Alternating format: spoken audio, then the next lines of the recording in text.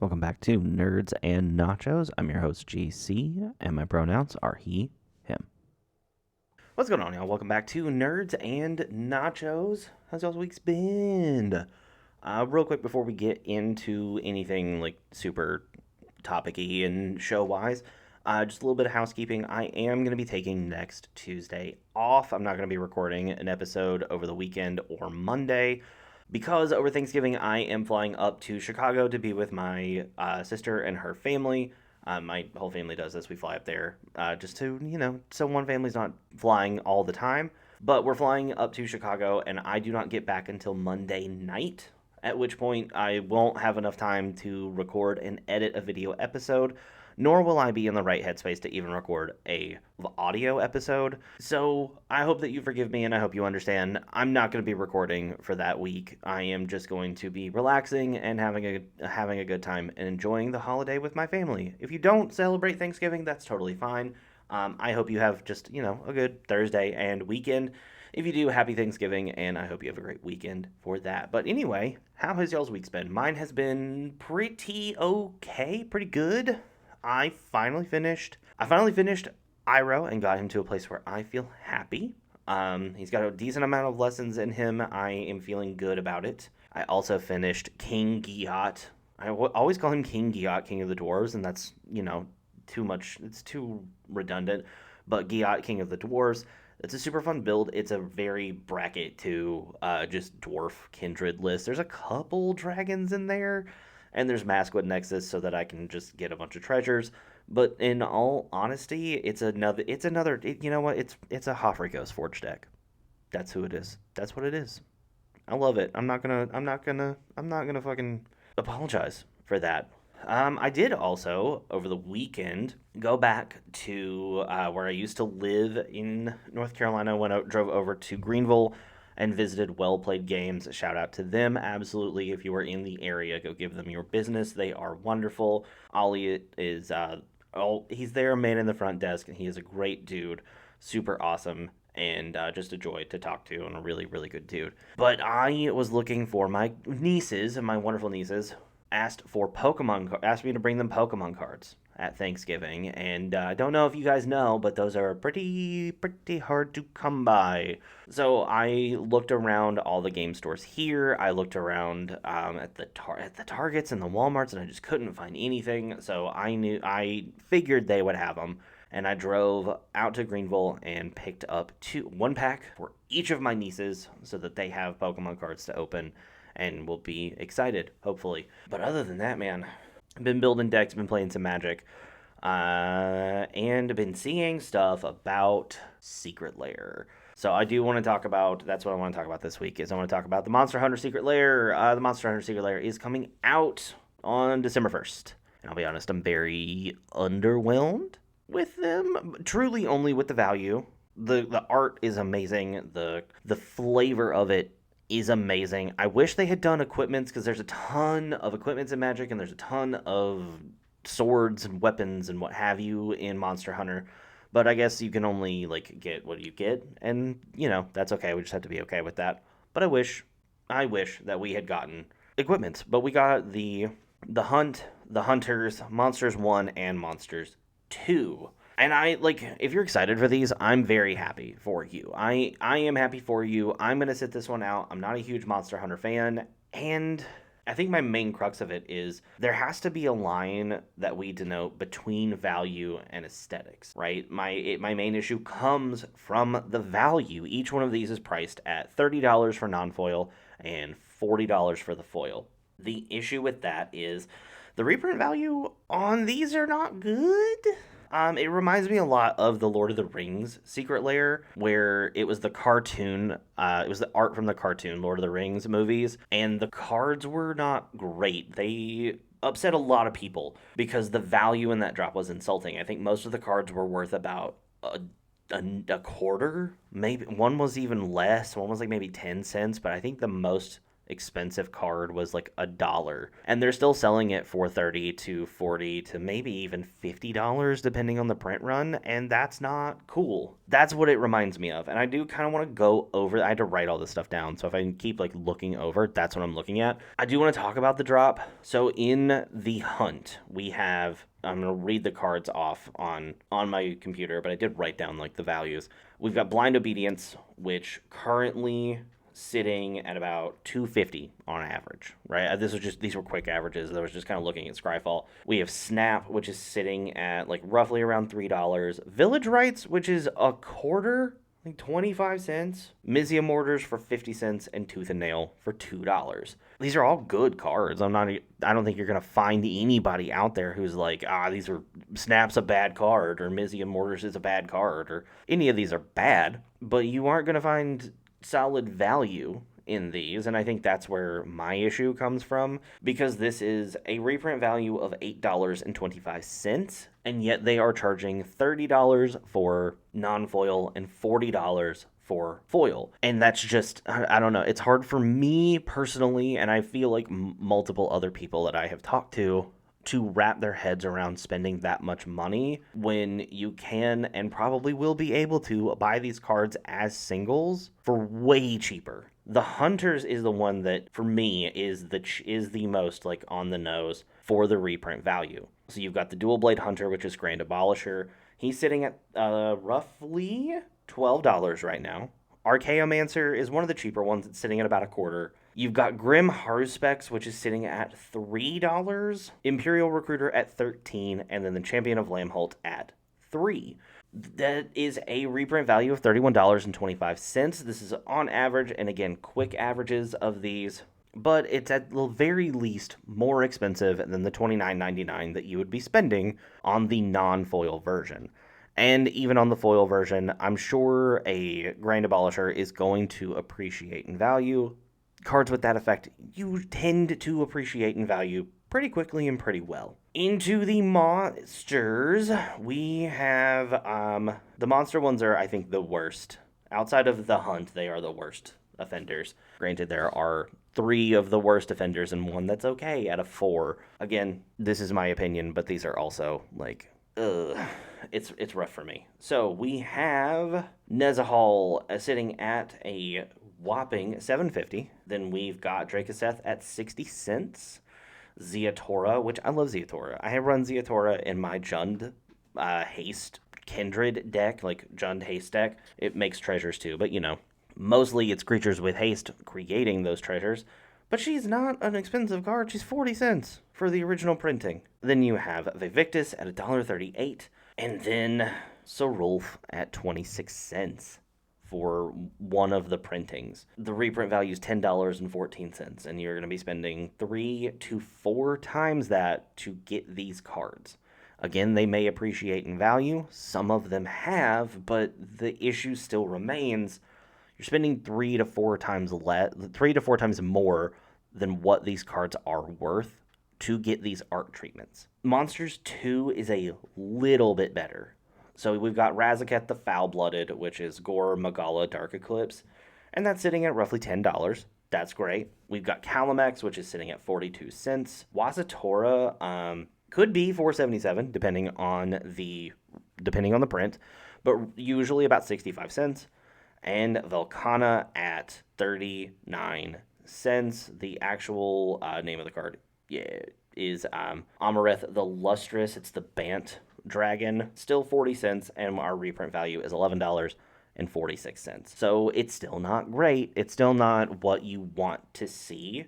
And I understand that there are people out there that buy Secret Lairs for the aesthetics. And that's okay. If that's something that you do, that's totally fine and totally normal. Not everyone is out here looking for the exact return on investment with per cards bought. I mean, shit, anybody who buys packs takes this gamble all the time. You're spending $4, you may get 25 cents back in that pack, or you could get something way more.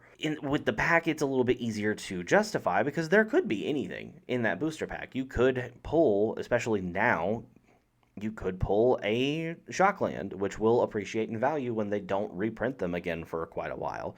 You could pull Ancient Tomb. You could pull, what are the big ones in Avatar? You could pull any of the big, like, Avatar cards. And especially in a collector's booster, you could pull one of the Neon Ink cards, which is currently, I think the cheapest one is like $9.50, so you're getting a huge return. It's different when you know the value going into it. And going into it, knowing that there's one of these secret layers that is anywhere remotely close to the amount of money that you're spending is kind of rough. Now, Grand Abolisher, again, will appreciate in value. Imperial Recruiter will appreciate in value. These are solid CEDH cards. They're used in competitive formats. And when a card is used in a competitive format, it does tend to go up because as more and more players move into those competitive formats or start to use those cards because of those formats, the price tends to go up. But with the monsters, the value of those is going to stay relatively the same. They're not going to go up because they haven't gone up recently. I can't tell you the last time that I saw someone play an Amareth the Lustrous deck or a Kalamex deck, or outside of myself, I don't even run Ziatora as the commander in my Jund deck. She is in the 99 in my Jund deck. She's not the leader of that deck. So it's hard for me to say that she will continue to rise in price. She's a great card. I absolutely love Ziatora, but it's not something that is game altering in a way that the price of that card is going to continue to rise. I worry that as we go forward, the Secret Lairs that we get, because there's been so much success with Universes Beyond, there's been so much success with Secret Lair as a whole, that we are going to start getting more Universes Beyond Secret Lairs that have lower and lower and lower reprint value to a point where people stop purchasing them. The best analogy, or I guess metaphor, probably analogy, that I have for these Secret Lairs is the Spider-Man set. So going into Spider-Man, before product is even open, before we know what these cards look like, before we know what they do, everyone's super hyped for this set. Then we start seeing the cards get rolled out. A lot of them are from the starter decks, but the hype starts to dwindle as we start to realize, like, these cards are not super strong. And again, let me reiterate from last week, I am a Spider-Man set defender until the day I die. That does not mean that I don't acknowledge the faults of this set. So the cards are not super stunningly powerful. They're not super stunningly worth it.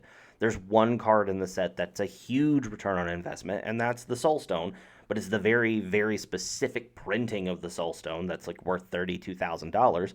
So that's what people are still hunting. But overall, the cards are a little middling. They don't really invoke this sense of wow, I've got to play with these. Unlike the Avatar set, which kind of invokes that and makes you want to buy more product because the cards are just generally pretty good and very, honestly, very good, and work in a way that make you want to open the packs more so that you continue to play with those cards. This Secret Lair reminds me of that, of yeah, it's super hyped, but when you really dig down to it and you look at the reprint value and you look at what cards are being reprinted into this, while the aesthetic and the flavor is fantastic, the reprint value, the concern and I guess care for the consumer and the player and the people who are buying these and respect for their money isn't there when you really look at it. When you take it all into consideration of these people were going to buy the Super Drop where they get all of them, that's over $100. You're spending over $100 to get what, 30, 40, 50, close to only $60 worth of cards, and you're spending $160. That blows my absolute mind. You're spending over double what the reprint value is to get all of them at once. Now, there's a slight bonus to this, and it's that scalpers may not go after this Secret Lair, so you're going to be able to get them. We did kind of see that with the Avatar Secret Lair. There wasn't a whole lot of reprint value in those. I didn't even know it was happening. And they were still available at $9. And that could be that people are kind of getting over the whole Secret Lair every month thing. Or is it every month or is it every 2 weeks? I don't fully know. But it could be that people are getting tired of that. It could be all kinds of things. But from what I'm seeing with this one, I think this one will stay on the site unsold out for quite a while, because not only are scalpers going to look at this and go, ugh, I don't want to touch this. Like, there's not a good reprint value for me. Like, I can't buy this for 40 and then turn around and sell it for like 150 on eBay, which that's great. That's honestly solid, and I'm very happy for that. But it's also, your average person who's not scalping is going to look at these and go, well, if at a point where I don't want these and I want to sell them, there's never going to be a point where I even break even on these. And that is what kind of puts the bad taste in my mouth about it and makes me not excited for this Secret Lair. I hope that this one performs okay, but I hope that this isn't the route that we go with Secret Lairs down in the future, to where we get multiple commons that are reprinted at rare just to have them, or multiple commons that are reprinted at all. I love Village Rites. It's a good card. I love Archaeomancer. I have a Secret Lair version of it in my Orvar deck, but that doesn't mean it needs to be in a Secret Lair that's $30 with other cards that aren't going to help that Secret Lair hit that value point. It just feels very disrespectful to the consumer, to me. But you guys, let me know what you think. Let me know if you're feeling the same way. Do you think Secret Lairs shouldn't be where you're going for value, or it should just be a way to get cool cards? Do you think that the price of Secret Lairs should come down? I honestly feel that way. I feel like if you're going to have like this low of a reprint value, the price should come down pretty significantly to where it's like maybe $15 to $25. Maybe not for the hunters. Keep it at like 30 to 40 for foil and non-foil, but for the other ones, you could bring that price down just to make it feel a little less painful when buying these cards. But thank you all for listening and watching. If you're in the market for a playmat, head on over to jankmats.com. Use code NERDSNACHOS at checkout. You can buy anybody's playmat that you want to. Howling Salt Mine, somebody else's, Girl Pod, anybody's playmat. Just use code NERDSNACHOS at checkout. You'll get 10% off. I will get a little kissy of that money that you spent, and all of that I will use to help feed my cats. That's all that happens. That's my largest expense, honestly. Same thing if you are in the market for a caffeine blend, hydration blend, relaxation blend, what have you, head on over to w.gg and use code NACHOS at checkout for 10% off. They have really awesome flavors, really, really good blend that you get all the energy that you need, but you're not super jittery. I mix mine with sparkling water. That's just because I like Red Bull and energy drinks when I'm not drinking coffee. So if I'm not drinking coffee, I want my energy and caffeine to be a little bit fizzy and give me that extra little boost. But that's just me. But again, 10% off on your order. All of that money, I will get a little kissy of that money. All of that money goes back into the show and to feed my cats. If you want to support the show more directly, you can do so over on patreon.com. At Patreon, we have tiers from $1 all the way up to $100. If you want to just test it out for a month, do $5. At $5 and above every month, you get a zine mailed directly over to you in your house. I hand draw them all. Sometimes shit just gets away from me and I just draw stuff. This is the look into November's one. I just write stuff in there. It's a lot of fun, and those get copied, mailed straight out to your door, and you get to hang on to them and you get to collect them. It's something fun. But if you want to take it a step deeper, try it out for 3 months, right? Do the $10 above. At $10 above, you get a month, or a quarterly, not monthly, a quarterly set of proxies sent to your house, a la a Nerds and Nachos Secret Lair. I design all of the cards. They're just a lot of fun. They still have a lot of the branding on them, but they're super cool. The last set that I did were the OG duels, so those are going out as soon as I get them, and then the next set we'll have at the very start of the year. But if you don't want to give me your money and you just want the corporations at large to give me their money instead of yours, that's totally fine, and that's the way it should be. A 5-star review on Spotify, Amazon, Apple, iHeart, wherever you are listening to me, if you aren't over on YouTube, is all I can ask for you. It lets other people know on those platforms that they would like this show as well. If you're over on YouTube, just give us a like and subscribe. Helps grow the channel, helps grow the community, and it helps push the show to become even larger. All right, thank you all so much for listening and watching, and I hope that you have a great week.